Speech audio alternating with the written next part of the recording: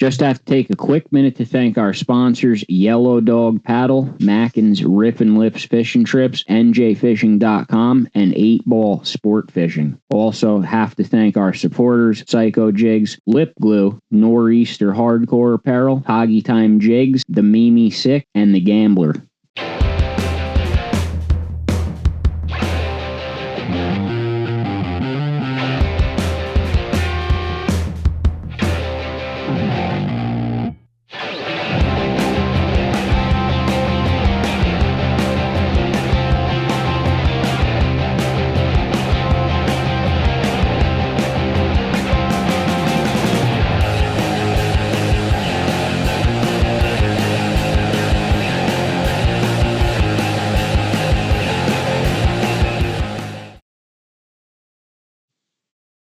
Hello and welcome to episode number 133 of the NJ Multi-Species Podcast. I am your host, Joe Santiago. As always, my partner, Chris Pereira.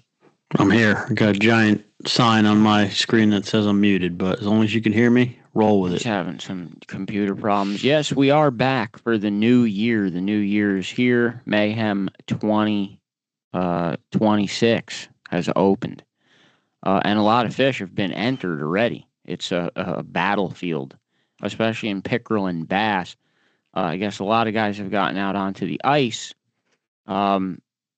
which, yeah, I mean, the ice forecast doesn't look good for what's coming, but a lot of fish, right, Chris? Yeah, I mean, it'll be all right. I don't know if you'll be able to ice fish this weekend. Well, I'm sure you could, but I don't know. Guys don't like ice fishing when there's like 2 inches of water sitting on top of the ice. It's kind of annoying. But yeah, I just wanted to also say, I tried to tell you guys, but I was ignored. The standings that were posted are not accurate. What's wrong with them? They don't have all the points. Is it not updated? No, it's just wrong. That's what I was trying to tell you. Oh, you got to go to Kevin for that. I don't make that. Well, you can't just, if Kevin sends you something, you got to double check it. You can't just post it. No. I need the post anyway, so I'll take another post now and I post the right one. There's a lot of points missing from the board. They're not accurate. A lot of points missing from the board, Kevin, if you're listening. But yeah, a lot of fish did come in, and I think it was over 30 fish now. But a lot of pickerel and bass, obviously, through the ice. That's going to be. But a couple oddball fish, too. So, Matt Yanetta put a salmon in. Mike K entered a pretty big largemouth bass. Trying to think what else. Matt Teeter put in a pretty big pickerel for first place, which I think Chuck later tied now. Tie goes to the fish that was on there first. The fish that was on there first, which I did speak to Mike Herman today, Yellow Dog Paddle. He is gearing up for the 2026 season, and he's getting ready to book trips, spring Delaware River trips from Yellow Dog Paddle this year. He is going to, yeah, it is new. He's going to offer it. You do have a chance to get on the Delaware with Mike Herman in the spring. So call Yellow Dog Paddle and reserve your trip for this spring. He also still going to be doing his trips on Round Valley, but he is booking for the 2026 season. And all those fish do count in Mayhem. So if you're in Mayhem, he can help you. Are we bringing Bruce on soon, or do I have a minute here just to? No, you have a minute, but I have to plug this computer in because it's about to die for some reason. But go ahead. Okay, so I just wanted to touch on some of the entry rules for the contest, right? Because there's already been some small issues.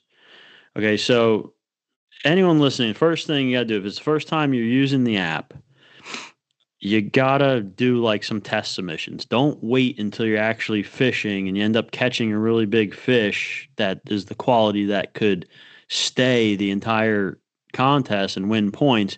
Don't wait till that fish. Put some test submissions.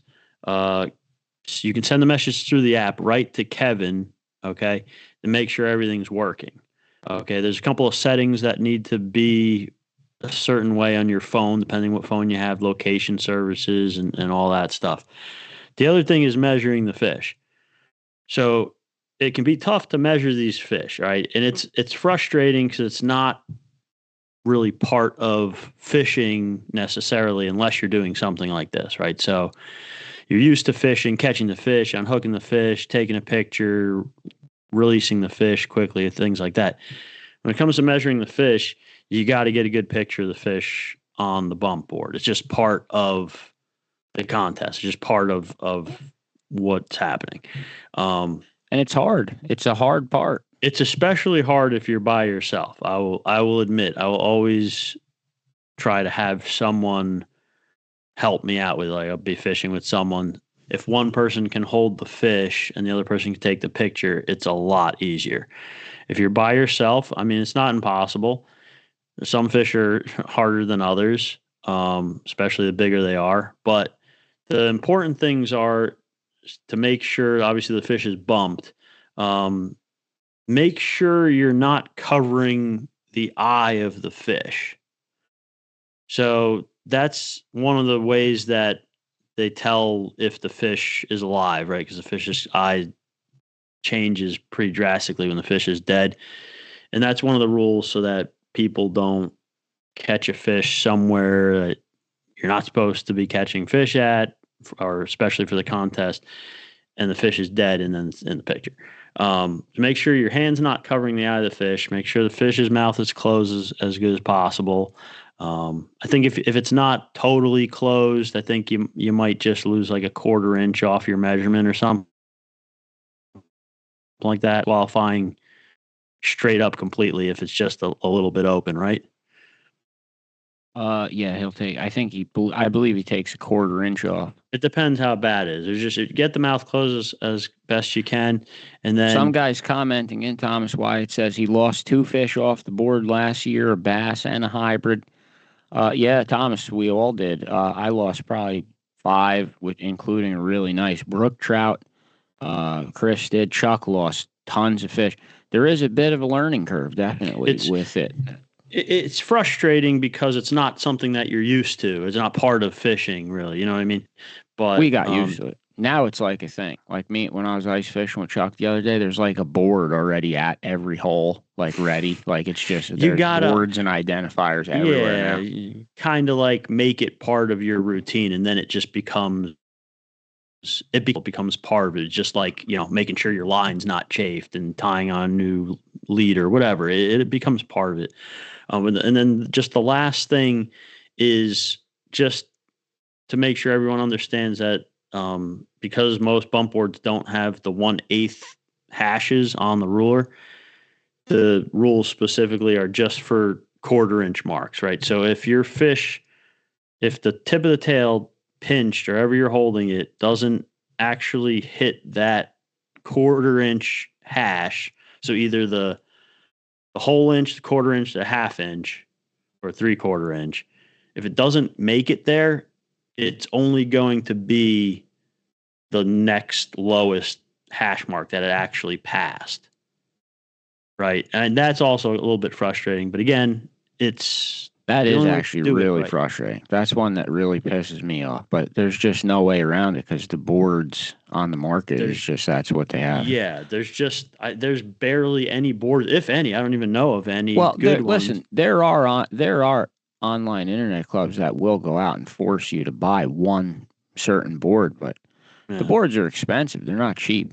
So, I mean, those for us to do that I think a lot of people wouldn't enter because they would have to go buy a ridiculous expensive board. They don't want to do that. So we're doing our best with what we have.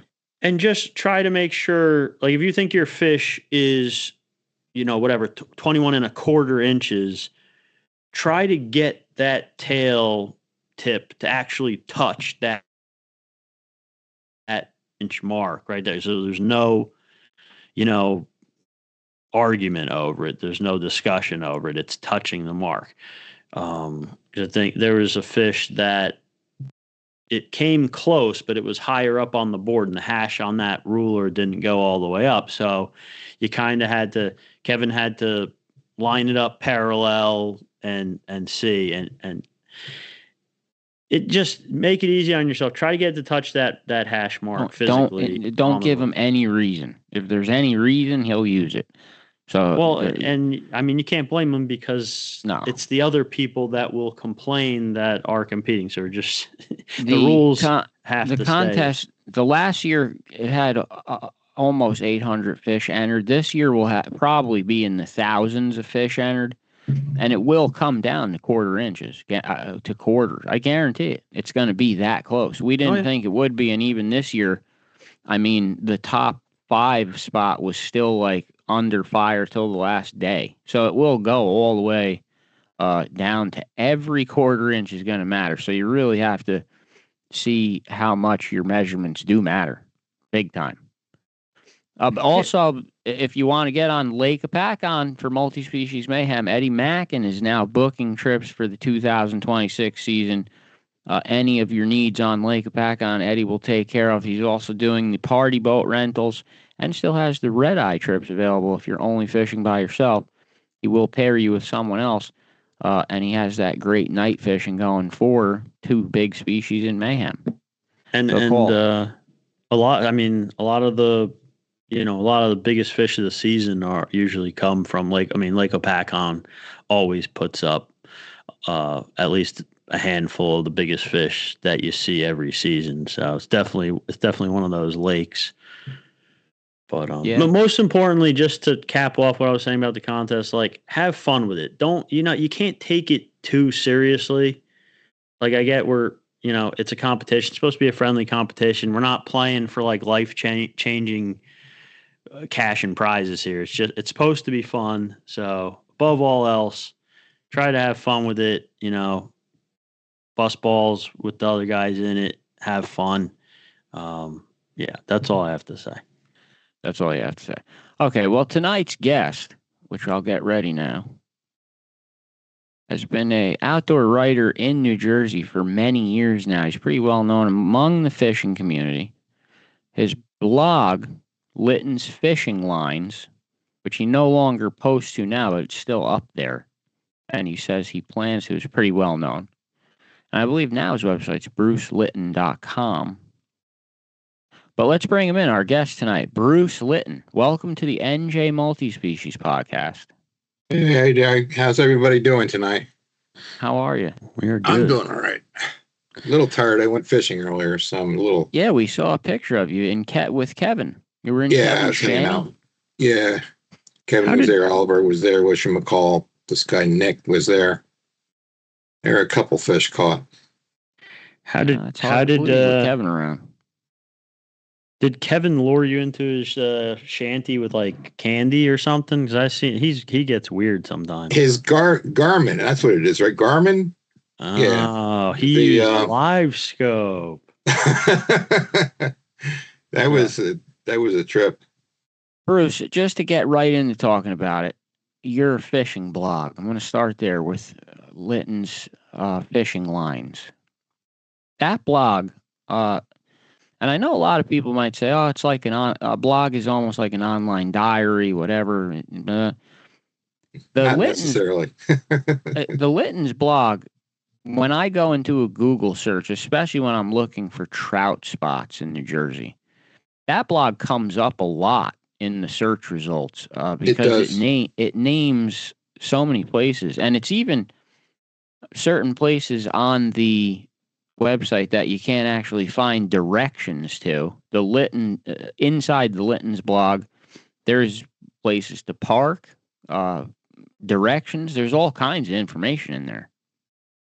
Yeah, I don't remember posting anything about directions. I did write a post about the parking at Neshannock once because it was denied. They closed the access off on the other side of the bridge. That other side of the bridge is where most of the people used to park. And at the time, there really was nowhere to go. Now they have a parking lot you can pull in, and it's easy. But at the time, it was like we were just kind of blocked from fishing there. And really? Yeah, I mean, I don't know exactly what happened, but the police put the yellow tape up, no parking. And then eventually they blocked it off altogether with boulders. They had boulders dumped there. And where was this? That's at Neshannock, the White Bridge over the South Branch. Okay. Yeah, it's I mean, you can't park there now, but now all you have to do is cross the bridge and hang a left, and there's a big parking lot. So the issue is pretty much resolved. But for a while there, it made things difficult. I've seen that happen before in other places where, like, I'm trying to think off the top of my head. There was a spot on the Passaic River in East Hanover where it just appeared to be a big open car top launch / dirt parking lot. And we use it all the time. It was so convenient. Night, no signs saying you couldn't do that or anything like that. And then one year there's just boulders across it, and all of a sudden you can't use it anymore. Yeah, and what's the rationale for that? I mean, it's just denial. Sometimes I'm told, it was someone's private property. Like, what? It was someone's private property for like 8 years, and then they decide, what? I don't know. Yeah, so what's the inciting incident? Even if it was somebody's private property, why did they change their mind? And then you'll always hear the argument, which also pisses me off in two ways, that, people were leaving litter here, so they had to close it down. It pisses me off that it pisses me off that people are littering, but it also pisses me off that, like, how many people were littering? A couple of people littered. They probably weren't even fishermen. I know they weren't real fishermen. That is easy. It's the easiest excuse to give them on the planet is the littering one. They love to use that. It's a very annoying, like, out to me. It's like because people will accept it. Like, other anglers will accept it. Like, oh yeah, okay, guys. You're right. They will. I've seen. It surprised me when I saw that being accepted too. Yeah, I mean, they closed down access here in Bedminster to the North Branch. It's another directions that I put up on the blog because I was told it was because of safety. Right off of 206 along the North Branch there where AT&T used to be. I was told it was because of safety. I told them that's not what it is, because they closed it down first of all because of trash left behind during COVID, and then then they let it go for like 3 months, and then they closed it down permanently. And I just know they took advantage of that. And of course now you have to hike in from River Road Park, and it's kind of a pain because it's a long walk. But at least we can still get back there. But I mean, access is a big issue. Taking it back to the beginning, what gave you the idea to come up with that blog, and how did you start it? I started it in 2011 in March. Actually, I didn't think of the blog myself. My wife did, because I was thinking of writing a book on fishing. And she said, well, you got to have a blog. No publisher's going to look at you if you don't have a website. So I said, all right, I'm already writing for magazines. Blogging probably won't take up too much time. I could probably get it all done. So I decided to start writing articles and getting them posted through Blogger, which at the time was a free site. Well, I learned that once I had so many megabytes on the blog, you had to pay $1.99 a month, but that's no complaint. It's still a good deal. I got a custom domain for it, my own name, Litton's Fishing Lines rather than Blogspot. And I've been doing it, I used to have over 100 posts a year, every year since 2011. I got rid of some of the posts because I was writing like really informal posts just for my regular readership, and they weren't getting indexed. So that was kind of bogging the site down, so I got rid of them. So now I have like 60 posts a year on the site. And now you're writing a book, correct? I am. I've been working on it. I started working on it in 2007. I took like 2 years hiatus. I took like another year hiatus, and then I took 3 years hiatus because I was working on getting my new website up. Plus, working full time and fishing and everything else, writing for the magazines. The book is almost 20 years in the making. 2017 is almost 10 years. I thought you said 2007. No, okay. 2009, I first got the idea about writing one, but I didn't start this book I'm working on now until 2017. And when you say book about fishing, like, what part of fishing? I've got a real specific method that takes up a lot of what the book is focused on this method, microlight fishing. Actually, the editor of On the Water, God damn, I haven't seen your mom with his name. Jimmy Fee. Jimmy Fee thought of the idea, microlight, because I was writing an article on trout fishing with super light tackle, like 2-pound test and 3.5-foot spinning rod. He said, microlight. I said, yeah, that sticks. So I took that name. But when I first learned about the method, I learned about it from this guy who lived in Trenton. He was my mentor. And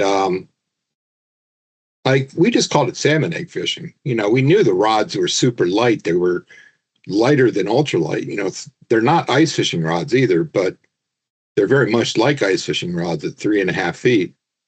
And like an ice fishing rod that you could cast, I guess, basically. And it's especially great for the really little creeks like those, like Hackey Creek and Milford and places like that are real small. Nothing beats that little rod for those creeks. But I use them on the rivers too. I still get long enough casts. I don't use any split shot. Microlight. Microlight, yeah. So it just basically goes like the whole thing, like the learning I got from this guy, he taught me the method, and it kept me away from all the conventional inroads to adult life. And so it actually became like a spiritual quest for me, like on the margin of society. And the book goes into all that, and it sort of develops a universal theme of finding a way out of all the things that confine and frustrate us, making the best of the outdoors, what recreation is really all about, and the spiritual element of it too. So well, that sounds cool. It's a story of how all that developed, and how now, it's like, I don't fish as much as I used to, but I still rely on it to really like keep my health, both physical and spiritual. I asked that question because sometimes you buy a fishing book and it's very circled around like fishing technique, and then you buy a different. It's not a how-to book, but it goes into a lot of how-to as part of it. Yeah. Well, when you buy another fishing book, it's just all about like you're talking, the spirituality around it all, and I guess the atmosphere of it. So there's like two different perspectives on how. But you're saying your book has a little both. It does. It definitely has how to. I definitely try to develop how to fish the method through different like not just like on setting hooks, like you miss so many hits on this thing, but you get so many hits that you catch more fish anyway. I'm not saying it's the best way to catch stock trout, but it's definitely a contender, So I go into how to do it. And it's like it like you said, it doesn't have to be the best way. It's no, exactly. It doesn't have to be. Yeah. It's something I learned as I grew up. When I was younger, I sort of felt it had. I definitely did when I was in my teens. I felt it had to be the best way, but I grew out of that. But it's like, some guys need this. I see this a lot, right? Like guys get caught up in fishing, right? And these are really good fishermen, really good anglers, right? And they get caught up in certain things like, and I'm not judging anyone, but I see it all the time. Guys will become obsessed with just one or two species that grow bigger than other species, right? Which is fine. I mean, I get it. I go through the season. I want to catch all kinds of stuff, and I go through those fish as well. But I feel like sometimes when that happens, you kind of lose the whole grasp of like the vastness of what fishing can be.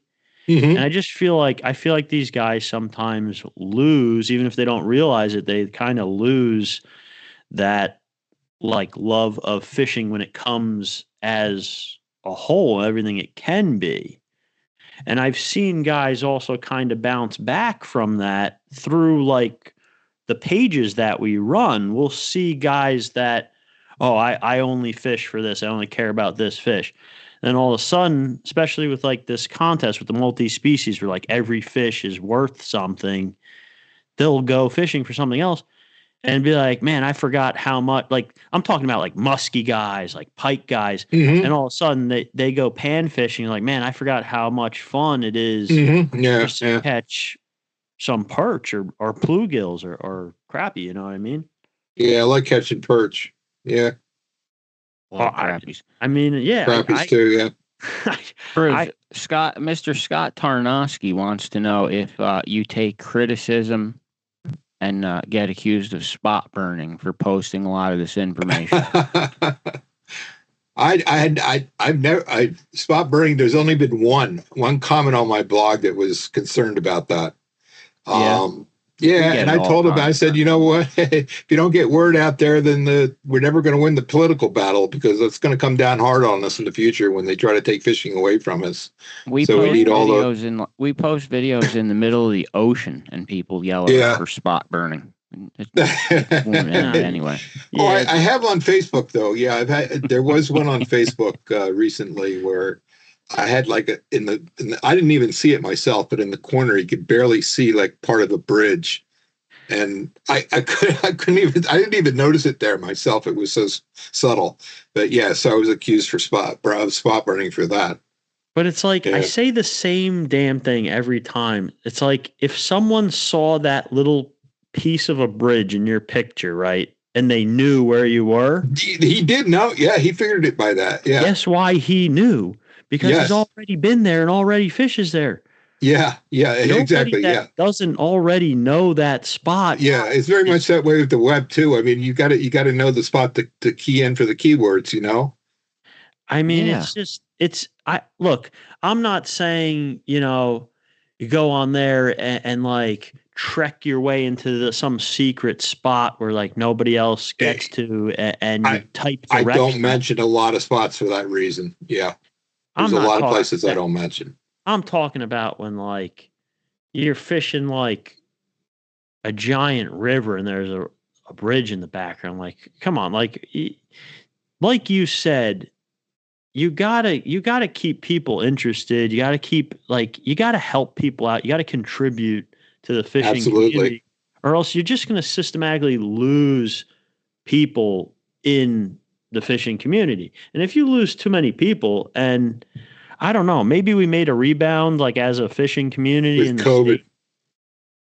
Have we rebounded a little bit with numbers? Because we did. I know we did with COVID, but a lot of those numbers went away the next year. So, I mean, that's unfortunate in a way, because I know the fewer of us, the more fish are going to be around, but we're more vulnerable to getting outlawed that way. As you're trying to get to, I'm sure, as you're saying, I mean, like, they got a bill in the Senate already here, in our legislator, to put 3 animal welfare people on the Division of Fish and Wildlife. Right. Well, and they would replace the sportsmen. Yes, they would replace, exactly. Yeah, they would replace three sportsmen. So basically, we'll put 3 PETA members instead of 3 sportsmen. Yes, which is, I mean, you got to be kidding me. Anyone who thinks that that's not just an abomination, is crazy.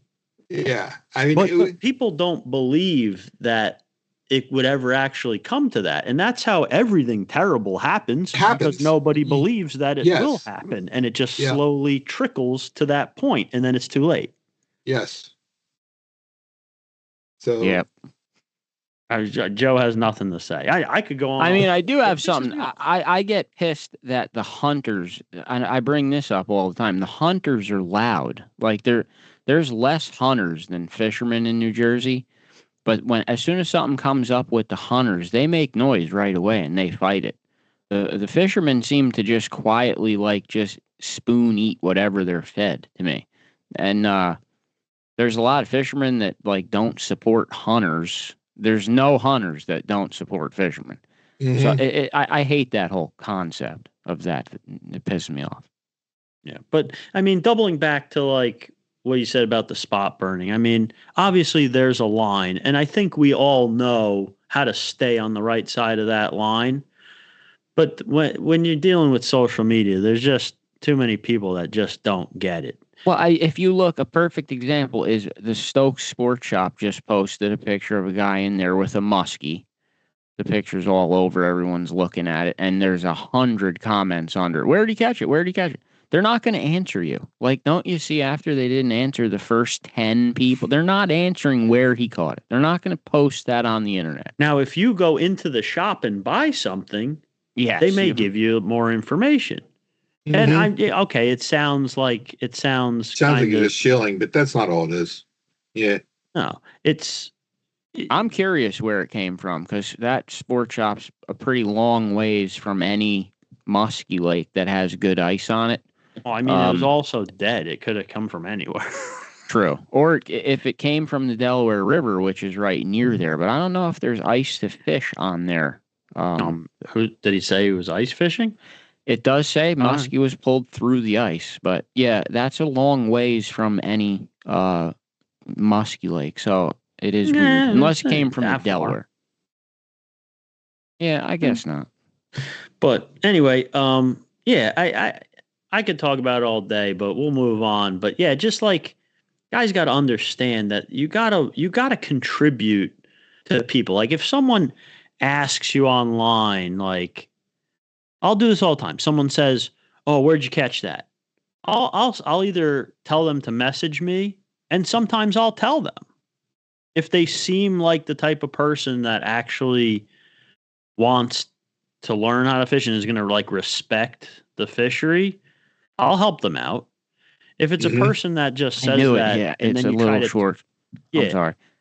Craig Lemon said Little Schwartzwood. That was my guess of where that fish came from.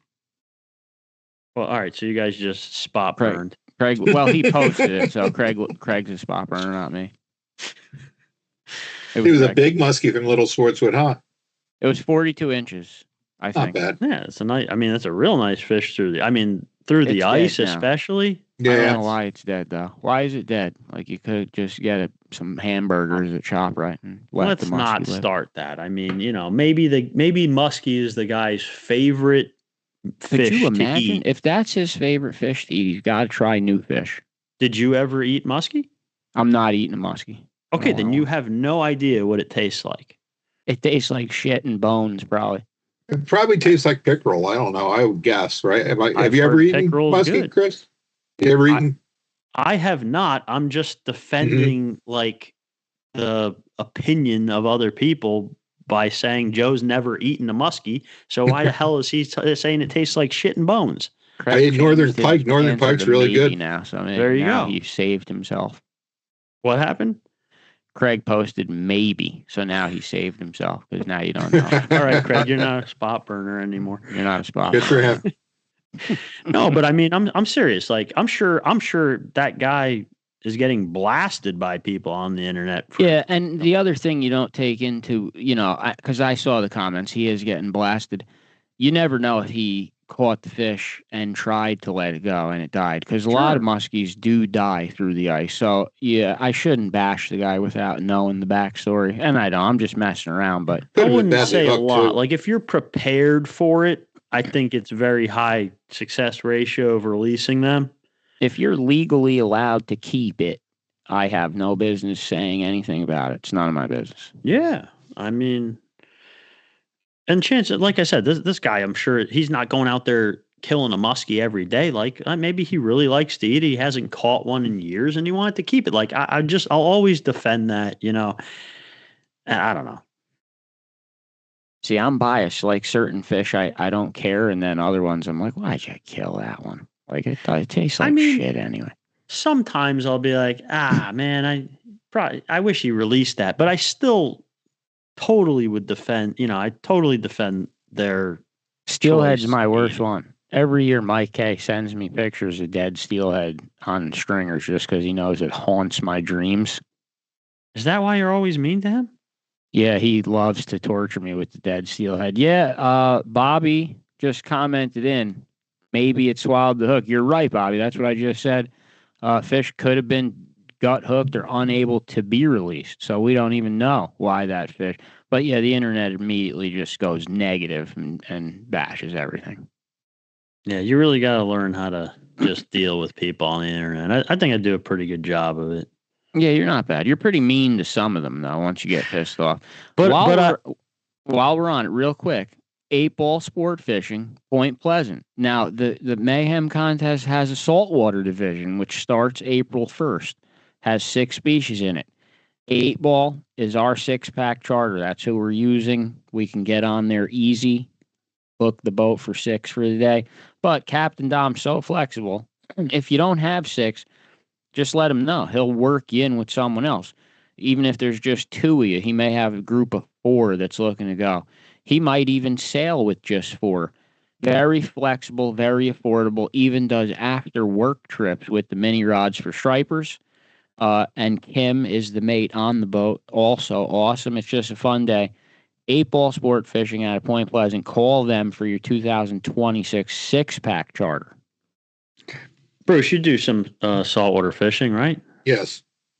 We gotta bring Bruce. You like sea bass fishing or not really? Yeah, I was going to go in end of September, early October, but trip got canceled. I got some of those jigs, some of those nomad jigs, I think they are. Oh yeah. Those are like little mini, almost they look like little mini tuna jigs. Yeah, they are mini. They are smaller size tuna type jigs. So and I got a jigging rod for that with a Penn Fathom on there. So I'm looking forward to doing some of that. We gotta get you gotta get on the we do a trip with the Gambler every sea bass season the last couple of years, and it's just it's just awesome. Yeah, I saw some of those sea bass. I was stunned. They were huge. Kronk came on that, right? Was Kronk on that? I don't think Kronk came. Jen Maybe Wong he did a previous year.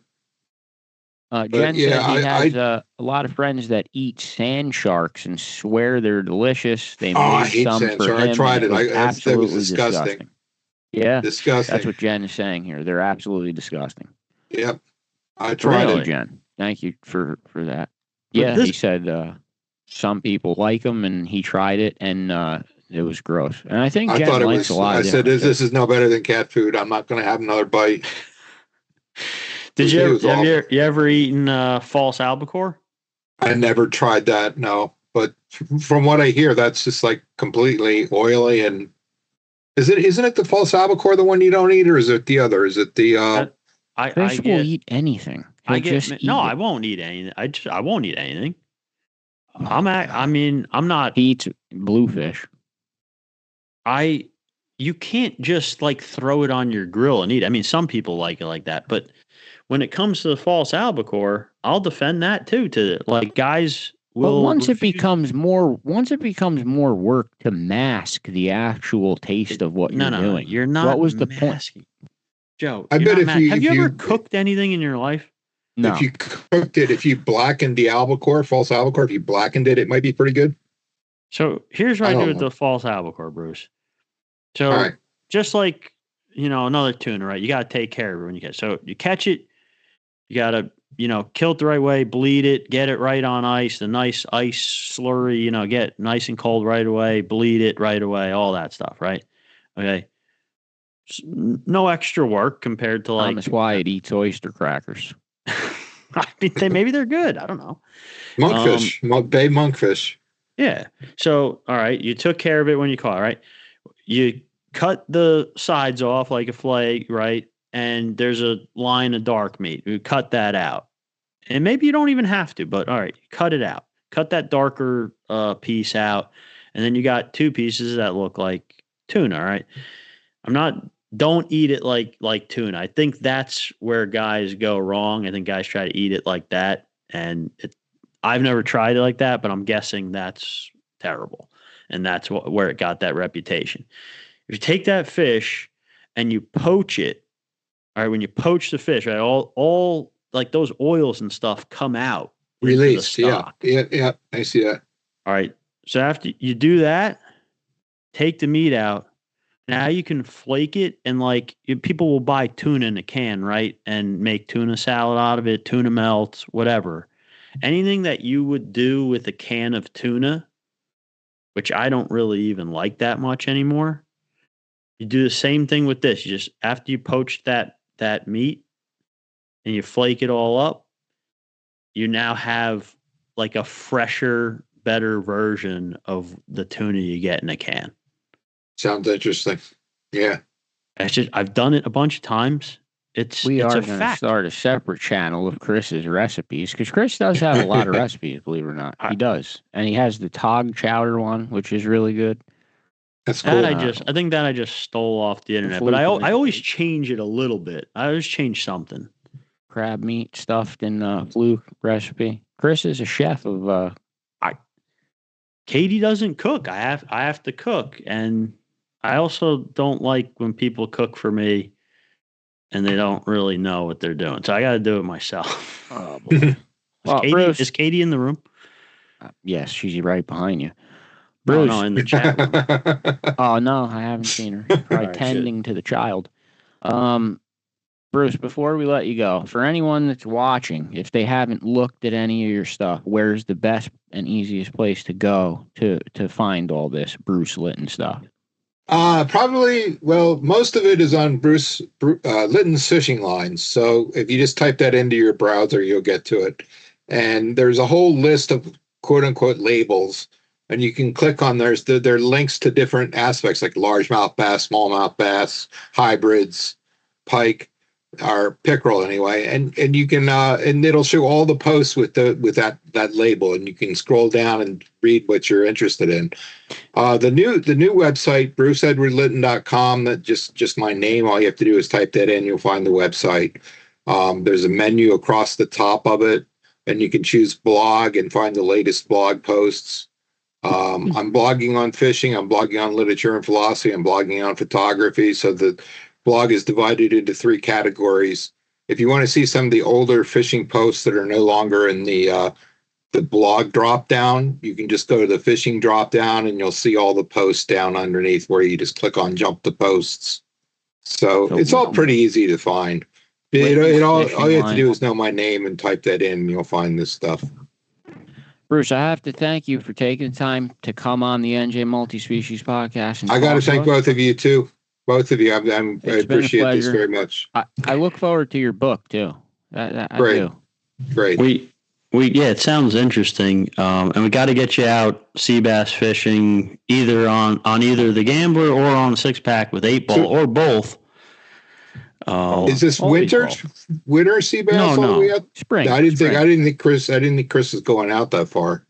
Yeah, we do spring. No, we're talking about the spring. Okay. All right, no, but I think they did do they do a couple of winter. He was talking about maybe coming into the shorter, like some of the grounds that aren't so far out there. Maybe I don't know. I could have sworn I saw that they did some kind of winter sea bass trip, but I don't know how far they went. No, but we're talking about in the spring opening day weekend or the weekend after. We usually do the big trip on the Gambler, and then we'll book 1 or 2 days, whatever we can work together to get people on for 8-ball for the smaller, for the 6-pack. Sea bass jigging, and it's a blast on both boats, and we gotta get you out there. All right, we'll talk about that then. Good. Thank you so much, Bruce. All right, thank you. All right, Bruce, take care. Edward Payne says to steam oyster crackers. Steam the oyster crackers? False albacore and skipjack are the same thing, I believe, says Troy Ender. I didn't think they were, but I don't know. Scott Tarnowski says, now Chris has become Bobby Flay. Maybe. I don't know. I like it. I like the stuff I make. I don't know. Maybe I'm biased. Oh, we forgot to ask Bruce how Kronk was doing. Kronk's good. I talked to Kronk the other day. He's having shoulder issues. Did they have broken shoulder? They didn't have to amputate his arm, though, did they? No, that's ridiculous. No, he has all his arms. One of them's just hurt really bad. Okay. Before we go, I do have to remind everyone, njfishing.com, Jerry Zagorski. Head on over there to check out the fishing blog there, which is separated by freshwater and saltwater. Well, that's a forum, not a forum. I guess there is a difference. It's just a fishing forum, saltwater and freshwater. It also has a list of all the great party boats and charter boats in New Jersey. So Jerry Zagorski, njfishing.com. It has like just email for username. It has like a classified section too. It has a couple of sections. It has a classified section. Oh yeah, it does. I forgot that. It does have classified. I've used that. Yeah. But yeah, I mean, the search function will still be just the top of the line for me. I mean, I still will go on there and use the search function. If I sometimes you drive past a lake or like a little lake or a big pond or something, and you're like, that looks like it's nice fish. It looks like it's a nice fish bowl. I mean, but you're like, is it private? Is it public? And you go on Google Maps and hopefully see a name on it, and you type that name into the NJ Fishing search engine, and I want to say 99% of the time, something comes up. A thread will come up from that search, and there'll be some information on it. And sometimes it'll be like, yeah, I had the same thought. I tried to fish. It's private. Guy owns it. He won't let anyone fish it, but you could ask, or yeah, it's a nice place. It's just the coolest thing. It's nothing you can get anywhere else, right? Because if you type in that small lake name into Google, you get some of the dumbest shit that you'll ever see. Like, there's certain places like the Fish Brain app that just dominate like the Google search engine, I guess. I don't know how it works. I hate that app, dude. But I hate it. You type in some water name and all of a sudden this like some weird site like the Fish Brain app, like it comes in through that, and then all you get is just the dumbest info, like almost like a generic like information, like and it's almost never right. And it's just so annoying. You search for something like that on the NJ Fishing forum, and you get actual guys, actual anglers that were on that site whenever it was from, like talking about it. Yeah. First-hand accounts other than just internet bullshit. Yeah. Who's the guest next week? The guest next week is, give me 1 second here. Next week, we have Nick Honachevsky. Nick Honachevsky, Saltwater Underground, coming back on next week. That'll be cool. I think he just started his new season. I thought he just finished it. I don't know. One or the other. I think he just got back from a lot of filming. But yeah, Saltwater Underground's on a bunch of TV stations. Nick is a local Jersey guy, and we'll have him back on here. And we'll get out ice fishing with him. I almost did the other day, just didn't line up. We ended up at 2 different lakes. I tried last year too, and it just didn't happen. But he's busy. He's busy. He's busy. Yeah, everyone's busy. What are you gonna do? So yeah, next week, Nick Honachevsky live. Chris, other than that, you have anything to say for yourself? I don't think so. Just I'll just say it again about the Mayhem contest. Like, don't get frustrated. Anyone watching the Mayhem contest that thinks they can't get in, you could still join. You can still join. Yes, you can still join, and you have to wait. What is it? 48 hours. Yeah, so like if you're planning on fishing this upcoming weekend, you should join by Wednesday. Well, I think it's 2 days. So basically, the day that you join, you can't fish that day. Then you also can't fish the next day. Yes. But then the day after that, you can fish and submit fish. And the only reason we did that was so somebody doesn't catch a giant fish and then say, oh, now I'll join, and then just grab a phone and instantly sign up. Like, no, you had to be signed up already. Yeah, and I mean, look, do I wish that everyone could, be trusted, on the honor system? Yeah. But it's just not reality. There has to be, these rules and stuff, and Kevin, monitors everything. Pretty much Kevin is the guy. He is a site. He's the only one that sees the actual submissions. If there is, and obviously we help him wherever he needs help or wherever we think we could make it better or get the word out about it. But Kevin's the guy running this whole thing through the app. And you reminded me, because I see a lot of guys were like still concerned about the app and the location, right? That because it's a New Jersey contest, the fish only have to be from New Jersey. Private waters aren't allowed. That's why the app has the location services on. Only Kevin sees that, and we've said it over and over again. I get, if you don't know Kevin or you don't know us or whatever, you still may not trust that. If you still want to participate, just don't submit a fish from those super secret spots that you think nobody knows about, I guess. But we already know about them anyway. That's the reality of it. Like, they're not really probably secret spots unless you're like hiking back in the woods somewhere, like 30 minutes or something, like then maybe. But like, whatever's in people's heads is in their heads. But I just, it's just not possible to do it any other way, I guess is my point. Like, it's fair.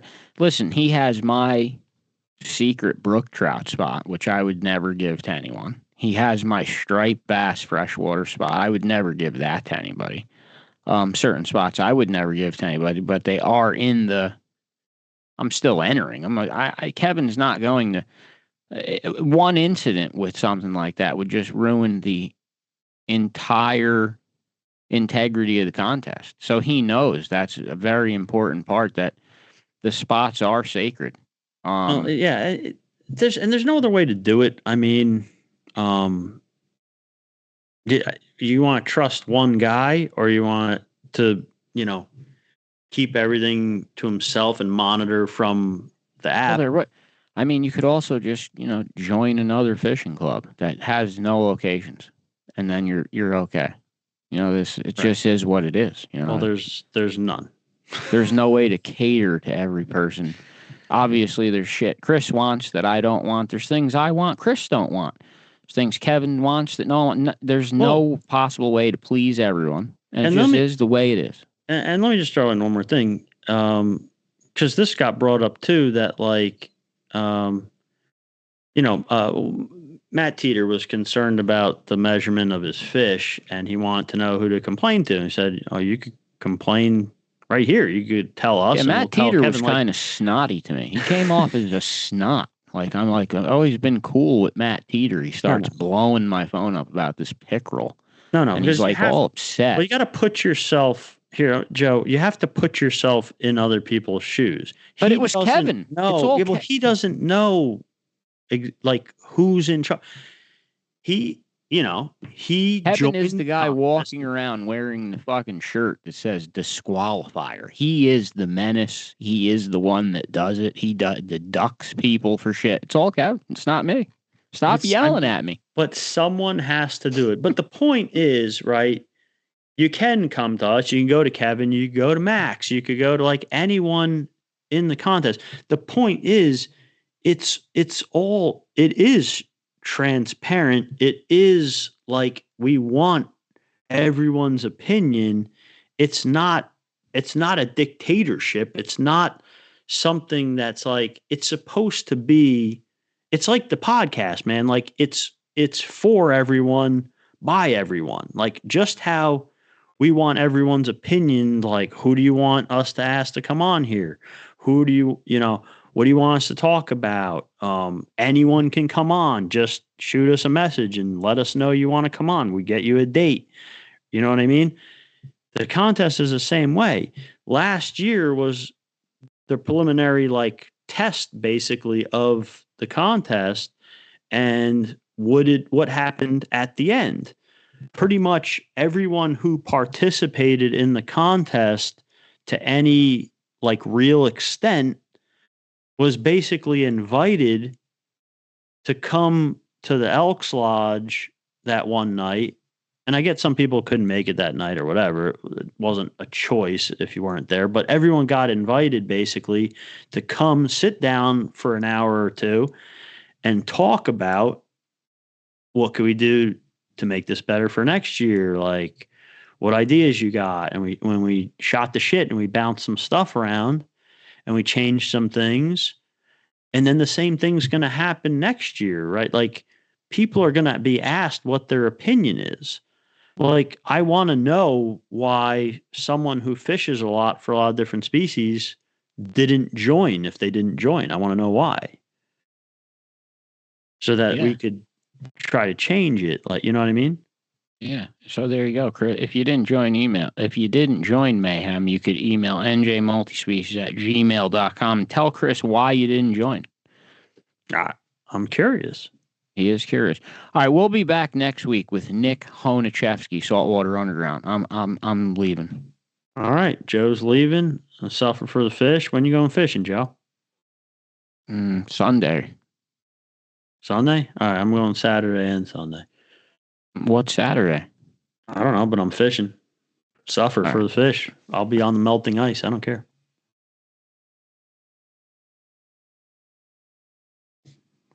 Did